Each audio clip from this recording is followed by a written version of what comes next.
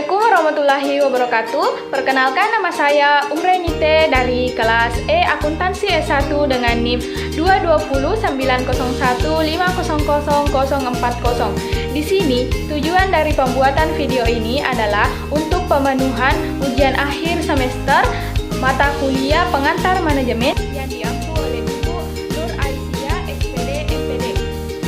Dalam video ini, saya akan menjelaskan materi tentang perkembangan teori manajemen dari masa ke masa.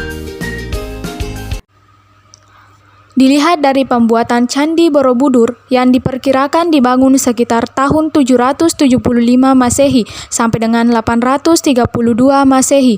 Tentu saja dalam pembuatannya diperlukan perencanaan, pengorganisasian, pengarahan, dan kontrol. Dengan tujuan tersebut, maka Candi Borobudur dapat terbangun sesuai keinginan. Jadi, dapat dilihat bahwa manajemen sudah ada sejak zaman dahulu. Apa sih itu teori manajemen? Nah, simak penjelasan berikut ini. Teori manajemen adalah kumpulan ide yang merekomendasikan aturan umum tentang cara mengelola organisasi atau bisnis. Lalu, apa manfaat dari teori manajemen? Teori manajemen memiliki beberapa manfaat. Yang pertama, yaitu peningkatan produktivitas. Dengan menggunakan teori-teori ini, para pemimpin belajar bagaimana memanfaatkan anggota tim mereka sebaik-baiknya, meningkatkan kinerja, dan meningkatkan produktivitas. Manfaat yang kedua, yaitu pengambilan keputusan yang disederhanakan. Teori manajemen memberi para pemimpin strategi yang mempercepat proses pengambilan keputusan, membantu para pemimpin tersebut menjadi lebih efektif dalam peran mereka. Yang ketiga, yaitu peningkatan kolaborasi. Pemimpin belajar bagaimana mendorong partisipasi anggota tim dan meningkatkan kolaborasi di tempat kerja. Dan manfaat yang keempat, yaitu peningkatan objektivitas. Teori manajemen mendorong para pemimpin untuk membuat perubahan yang terbukti secara ilmiah daripada mengandalkan penilaian mereka. Teori manajemen berfungsi untuk menyediakan kerangka kerja organisasi dalam membangun tim kerja. Dengan teori manajemen, maka para pemimpin mampu menggunakan secara efektif dari struktur dan fungsi organisasi. Teori manajemen ilmiah dikembangkan oleh Frederick Taylor. Prinsip Taylor merekomendasikan bahwa metode ilmiah harus digunakan untuk melakukan tugas di tempat kerja sebagai lawan dari pemimpin yang mengandalkan penilaian mereka atau milik pribadi anggota tim. Teori ini tidak banyak dipraktikkan saat ini dalam bentuk yang paling murni, tetapi teori ini menunjukkan kepada para pemimpin pentingnya efisiensi tempat kerja, memastikan anggota tim menerima yang cukup, dan perlunya kerjasama antara supervisor dan karyawan. Yang kedua, yaitu teori organisasi klasik atau teori manajemen administrasi. Teori ini dikembangkan oleh Henry Fayol.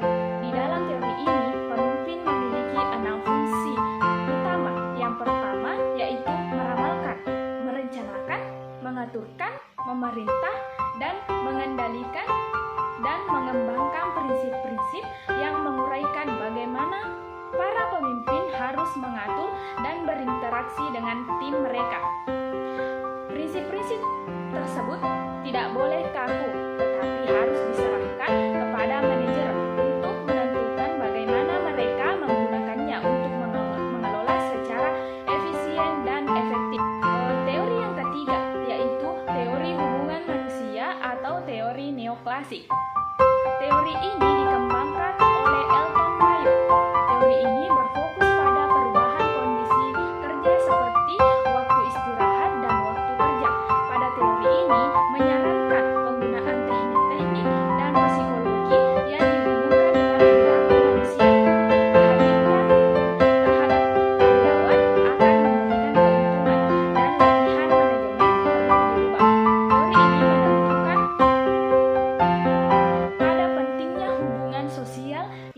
disebabkan karena hubungan manusiawi atau interaksi pegawai dan proses kelompok yang terjadi di antara anggota organisasi.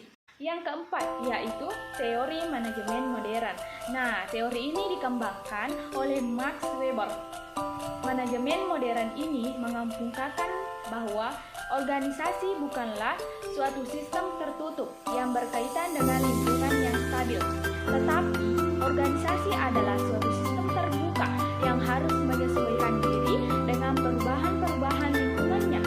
Teori manajemen pegawai berfokus pada penataan organisasi dalam hierarki sehingga ada aturan tata kelola yang jelas. Prinsip-prinsipnya untuk menciptakan sistem ini meliputi rantai komando, pembagian kerja yang jelas, pemisahan aset pribadi, dan organisasi dari pemilik. Aturan dan regulasi yang ketat dan konsisten, pencatatan dan dokumentasi yang cermat, serta pemilihan dan promosi karyawan berdasarkan kinerja dan kualifikasi.